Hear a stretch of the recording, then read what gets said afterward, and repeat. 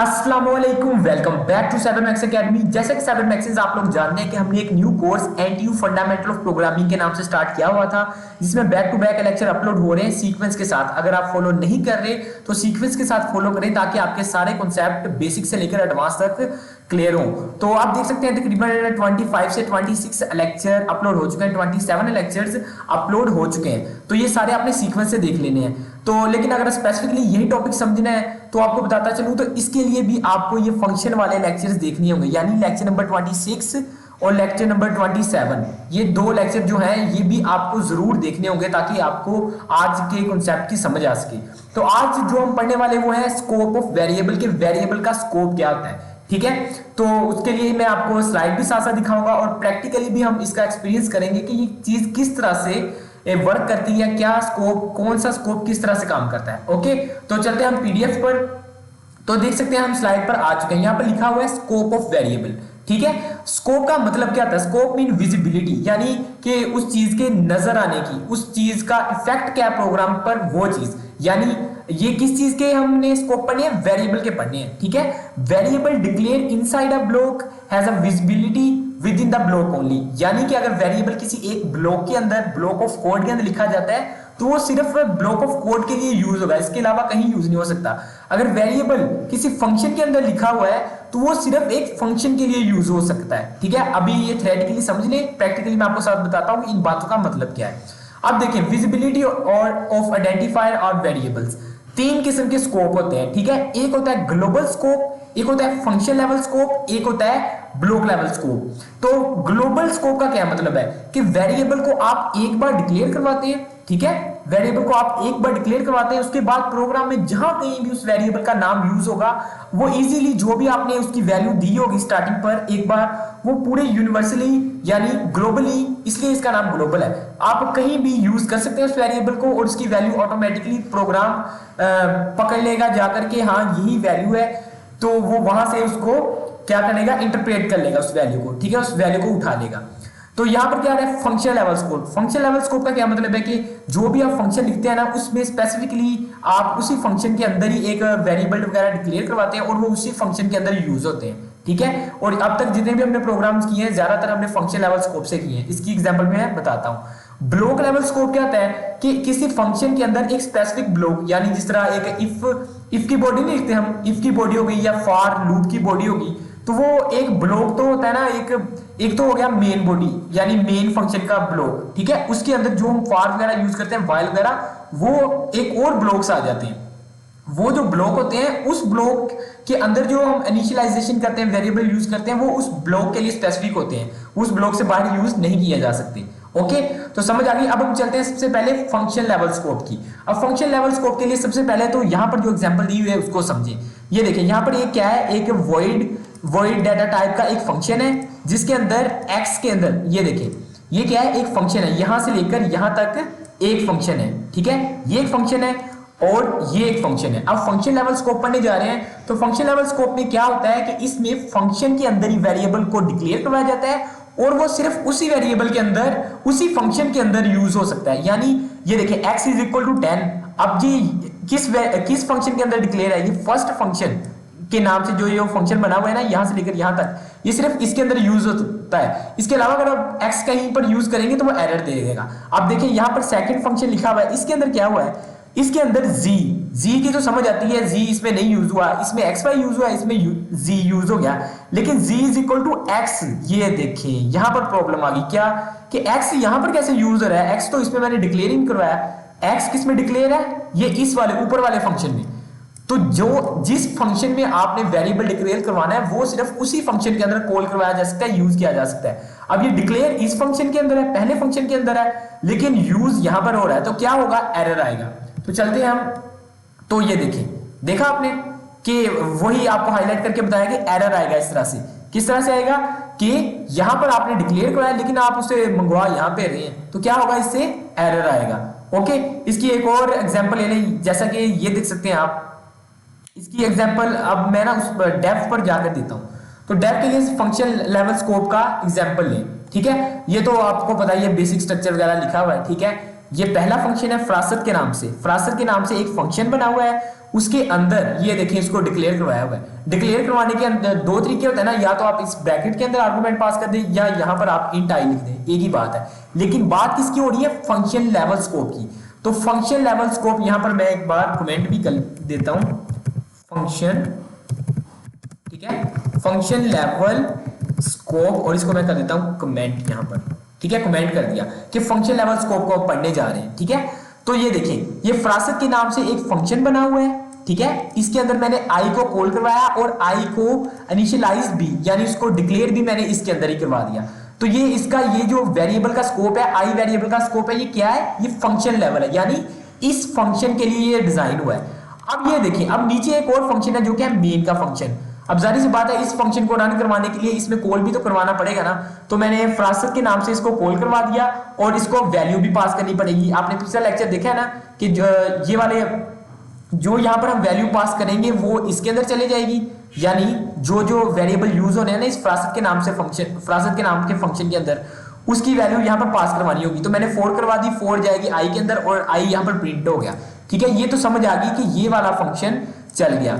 लेकिन अगर मैं इस फंक्शन को यहां पर ये देखें, यहां पर इसको ये भी यहां पर भी इनिशियलाइज है, इसको मैं कमेंट कर देता हूं फिलहाल। ये देखें कंट्रोल सी आउट आई लिखा हुआ है, तो क्या जब ये फंक्शन चलेगा ये फरासत 4 तो प्रिंट हो जाएगा, ठीक है, कि फरासत 4 है ना, तो ये वाला फंक्शन जब चला तो ये आई तो इसके अंदर डिक्लेयर है, ये फंक्शन चला तो आई इसमें तो रन हो गया। लेकिन जब वो इस लाइन पे आएगा तो ये जो आई है ये तो इस वाले फंक्शन का पार्ट है ना, ये इस वाले फंक्शन का, तो क्या तब ये चलेगा। इसको रन करके देखते हैं हम, तो क्या देगा, एरर देगा। ये देखिए उसने एरर दे दिया क्या, कि I was not declare in this scope, कि वो इस स्कोप के अंदर डिक्लेयर नहीं है, वो सिर्फ फरासत नाम के फंक्शन के अंदर यहां पर डिक्लेयर है। जब मैं इसको अगर मैंने इसको यहां पर करवाना है ना तो मुझे इसे अलग से इनिशियलाइज करना पड़ेगा। ये देखिए अब ये मैंने जो कमेंट किया था ना इसे मैं अनकमेंट कर देता हूं। अब देखिए क्या हुआ कि आई यहां पर इंट आई, ठीक है, इंट आई क्या ये यहां पर भी डिक्लेयर है, इसके अंदर यूज हो गया। इतनी बात समझ आ गई कि ये इसका स्कोप इस वेरिएबल के अंदर है।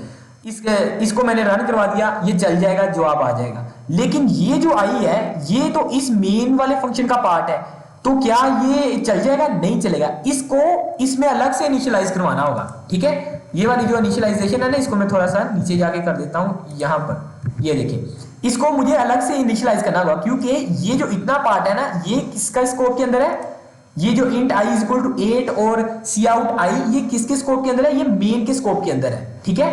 हर वेरिएबल जो किसी स्पेसिफिक फंक्शन के अंदर लिखा जाएगा वो उसी फंक्शन के लिए स्पेसिफाई होगा, वो किसी और में यूज नहीं किया जा सकता। अगर यूज करना है तो उसको आपको दोबारा से इनिशियलाइज करना होगा। समझ आ गई फंक्शन लेवल स्कोप की। अब मैं इसको रन करता हूं तो क्या होगा, सबसे पहले तो ये फरासत 4 यानी रन होगा, पहले 4 लिखा आ जाएगा, उसके बाद आई की वैल्यू 8, जो ये वाला फंक्शन चलेगा तो आई 8 हो जाएगा। इसको मैं रन करता हूं तो ये देख सकते हैं क्या लिखा आ गया, 4 and 8। 4 and 8 पता चल गया किस तरह से लिखा है। सबसे पहले फरासत वाला फंक्शन चला, आई की वैल्यू इसके अंदर 4 थी तो 4 चल गई, ठीक है। उसके बाद क्या हुआ, उसके बाद ये वाला चला तो आई की वैल्यू क्या थी, 8। इसका स्कोप इस आई का स्कोप इस फंक्शन के अंदर है और ये जो आई है इसका स्कोप इस फंक्शन के अंदर है, ओके। हर फंक्शन के अंदर अलग से आपको वेरिएबल का स्कोप देना पड़ेगा कि ये इस फंक्शन के लिए बना है वेरिएबल, मैं इसी में यूज करूंगा। अगर कोई और फंक्शन बनाना है तो उसमें फिर से आपको इनिशियलाइज करना पड़ेगा, जैसा कि i इज इक्वल टू 8 दिया, ओके। आई होप कि आपको किसकी समझ आ गई होगी, फंक्शन लेवल स्कोप की समझ आ गई होगी। अब हम चलते हैं नेक्स्ट एग्जाम्पल पर। अब नेक्स्ट एग्जाम्पल क्या है, नेक्स्ट एग्जाम्पल ये है, वो है global level scope. Global level scope किसे कहते हैं। अब ग्लोबल लेवल स्कोप समझने के लिए आप गौर करें, यहां पर अगर आप चाहते हैं कि एक बड़ा सा प्रोग्राम, मैंने एक और फाइल क्रिएट रखी है, मैं उसको ओपन कर लेता हूं। ये देखें एक बड़ी सी फाइल ओपन हो गई। अब इसके अंदर पहले समझ लें कि ये कितने पार्ट्स में डिवाइड है। ये 3 पार्ट्स में डिवाइड है, 3 फंक्शन लिखे हुए हैं। क्या, एक इंट फरासत के नाम से फंक्शन है, एक इंट लूप के नाम से फंक्शन है जो कि यहां से लेकर यहां तक चल रहा है, ओके। और एक कहां तक है, एक इंट मेन, ठीक है। ये तो मेन फंक्शन सबको पता है, ये बात समझ आ गई। ये देखिए ये एक फंक्शन है, एक ये फंक्शन है, एक ये फंक्शन है। अब आपने एक बात गौर की होगी, फंक्शन लेवल स्कोप है। फंक्शन लेवल स्कोप की फाइल मैं फिर से ओपन कर लेता हूं, ये देख सकते हैं। इसमें क्या था कि जब भी कोई फंक्शन को लिखना था तो उसमें हर बार आपको उस फंक्शन में क्या करना पड़ता था, वेरिएबल फिर से इनिशियलाइज करवाना पड़ता था। यहाँ पर आई अलग से इनिशियलाइज करवाना पड़ा, यहाँ पर अलग करवाना पड़ा। हम चाहते हैं कि हम एक वेरिएबल जो कि आपको पता है कि हर प्रोग्राम में यूज होना ही होना है, तो उसको आप एक बार ही ग्लोबली इनिशियलाइज कर लें, ताकि जब भी ये उसको कॉल करवाया जाए वो ऑटोमेटिकली उसकी वैल्यू को ले ले। किस तरह से करवाया जा सकता है, उसके लिए आपको कोई जरूरत नहीं है कि हर फंक्शन के अंदर फिर से आप int is i लिखें। यहां पर भी लिखने की जरूरत नहीं है, यहां पर भी लिखने की जरूरत नहीं है। आपने क्या करना है, ये जो होता है ना स्टार्टिंग एरिया, ये जो int using name space std, exact इसके नीचे, ठीक है, फंक्शन लिखने से पहले और यूजिंग नेम स्पेस लिखने के बाद ये जो एरिया ना यहां से लेकर यहां तक, इसके अंदर आप जो भी वेरिएबल डिक्लेयर करवाएंगे वो क्या कंसीडर किया जाएगा, वो ग्लोबल लेवल। ग्लोबल लेवल मतलब एक बार आपने इसको इनिशियलाइज कर दिया, जहां कहीं भी ये देखें क्या लिखा हुआ है, int is equal to i is equal to 10, i की वैल्यू 10 बता दी। अब ये देखिए, अब मैंने इस फंक्शन के अंदर भी i को कॉल करवाया हुआ है, इस फंक्शन के अंदर भी i को कॉल करवाया हुआ है, और इस फंक्शन के अंदर भी यहां पर भी i को कॉल करवाया है। लेकिन इसमें आप गौर करेंगे, ना मैंने यहां पर इनिशियलाइज करवाया है, ना मैंने यहां पर इनिशियलाइज करवाया है, ना मैंने यहां पर इनिशियलाइज किया। क्या किया है, एक बार ही स्टार्टिंग पॉइंट पर इनिशियलाइज कर दिया। तो इसको क्या कहते हैं, इसको कहते हैं ग्लोबल लेवल स्कोप, ठीक है। तो ग्लोबल लेवल स्कोप, ठीक है, समझ आ गई। अब देखिए जब मैं इसको रन करूंगा क्या होगा, ये वाला फंक्शन भी चलेगा, ये वाला फंक्शन भी चलेगा, और ये वाला भी। तो आप देख सकते हैं पहले फंक्शन का नाम क्या है, फ्रासर, दूसरे का नाम लूप है, और तीसरे में तो कोई फंक्शन है ही नहीं, डायरेक्ट हमने आई प्रिंट करवाना है। तो सबसे पहले तो फ्रासर चलेगा, यानी इसके अंदर आई की वैल्यू प्रिंट हो जाएगी। सेकंड लूप वाला, इसमें लूप चलेगी, ठीक है, और इसमें क्या होगा, इसमें सिंपल आई प्रिंट हो जाएगा। इसको मैं रन करके दिखाता हूं।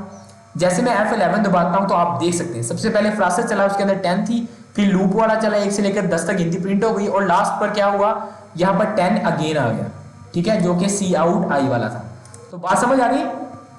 फंक्शन लेवल स्कोप में क्या था कि हर फंक्शन के अंदर अलग से वेरिएबल को डिक्लेयर करवाना पड़ेगा, और वो सिर्फ उसी फंक्शन में यूज होगा।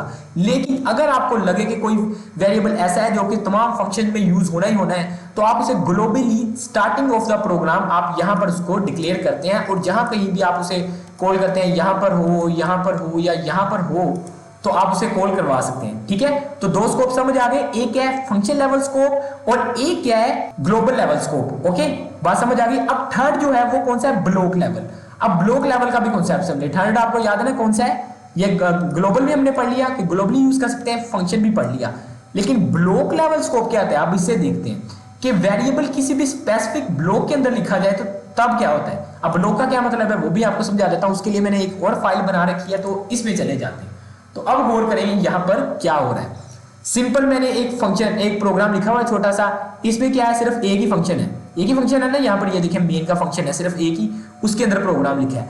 तो उसके अंदर मेन के फंक्शन के अंदर मैंने क्या किया हुआ है, एक फॉर लूप यूज की हुई है। ये गौर कर सकते हैं आप, फॉर लूप समझ आ गई। तो अब ये जो फॉर लूप जो है ना, ये क्या चीज है, ये बजाते खुद एक ब्लॉक है। किस तरह, ये देखिए फॉर का नाम, उसकी इनिशियलाइजेशन हो गई, और उसके बाद ये देखिए यहां से लेकर यहां तक ब्लॉक है। यहां से लेकर ये जो कर्ली ब्रैकेट्स होती है ना, ये प्रॉपर एक ब्लॉक बनाती है।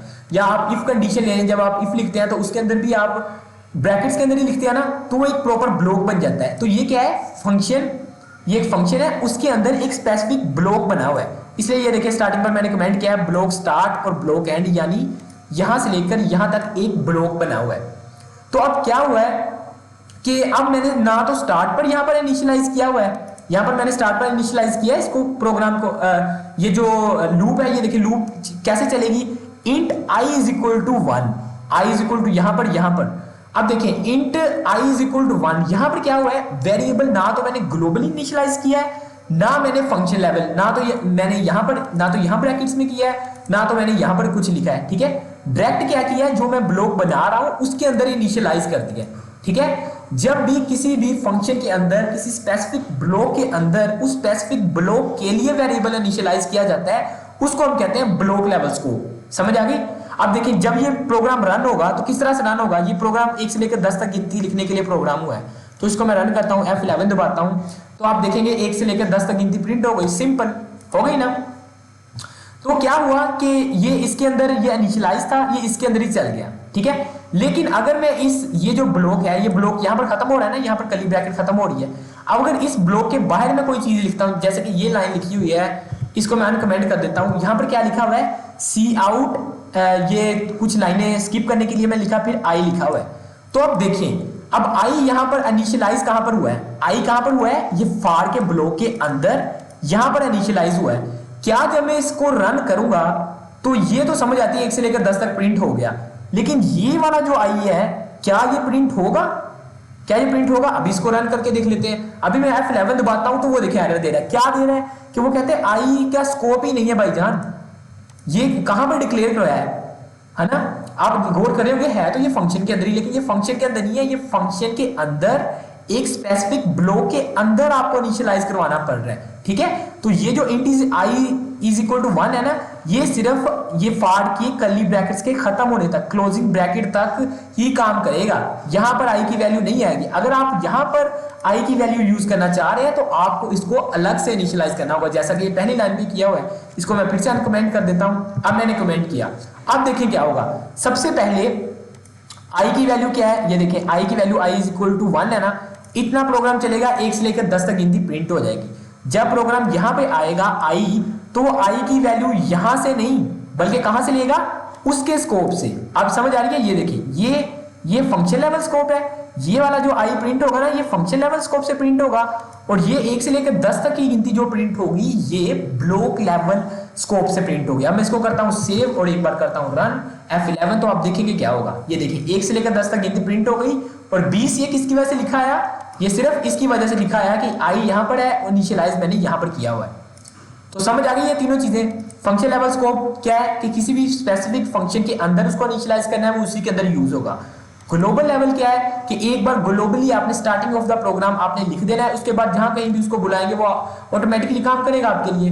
तो ब्लॉक लेवल क्या है कि किसी भी फंक्शन के अंदर स्पेसिफिक ब्लॉक, यानी फॉर का ब्लॉक यहां पर है, या व्हाइल का ब्लॉक भी हो सकता है, इफ का ब्लॉक भी हो सकता है, तो वो सिर्फ उसी फंक्शन के अंदर काम करेगा, ठीक है, उसी ब्लॉक के अंदर काम करेगा, ठीक है। अगर ब्लॉक के बाहर आप यूज करते हैं तो उसके लिए आपको फंक्शन लेवल स्कोप का सहारा लेना पड़ेगा और वो अलग से इनिशियलाइज करवाना पड़ेगा।